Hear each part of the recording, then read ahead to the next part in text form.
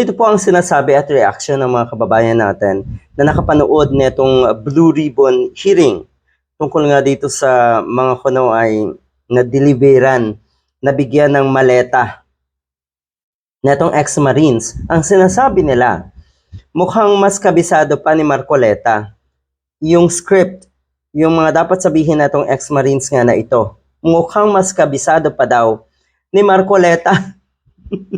Ang daming mali-mali, ang daming inconsistencies. Ay sino po bang pwedeng maniwala sa mga ganon?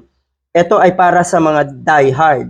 Ito ay para sa mga DDS. Kahanga-hanga para sa kanila ang katangahan nitong 18 ex-Marines na ito. Kasi kung magagaling yan, abay baka hangaan na rin ng mga matitino nating kababayan. Pero puro palpak. Para kasi sa mga DDS, ang kapalpakan, ang kasinungalingan ay kahanga-hanga. Ang saklap, no?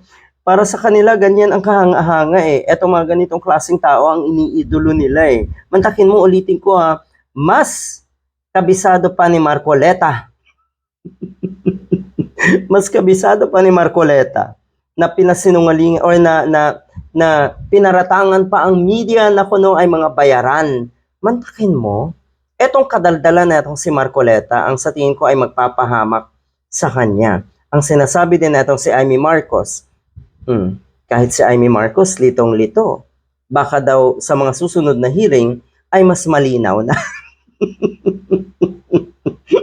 Ano yun? Mas malinaw na yung inyong script? O, puntahan natin. Isa sa mga isinasangkot ay atong si dating Representative Barbers. At totoong kapuna-puna.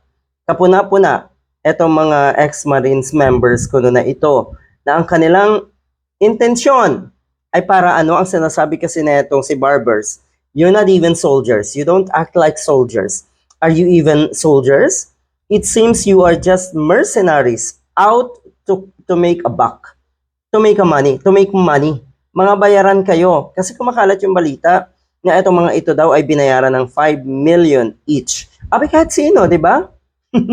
Sa hirap ng buhay ngayon, ano bang mga records na itong 18 ex-Marines na ito? At ulitin ko lang mukhang katakataka. Mukhang, kung titingnan natin yung listahan ng kanilang inaakusahan na kuno ay nakatanggap ng maleta, di ba? Parang napakalayo sa hinuha ng mga matitinong kababayan natin na sila yung didelibera ng maleta. Sila ay tumanggap ng maleta. Pero syempre, yan ay kaligayahan para sa mga DDS. Pati ba naman si Father Flabby? Talaga lang, mga gunggong.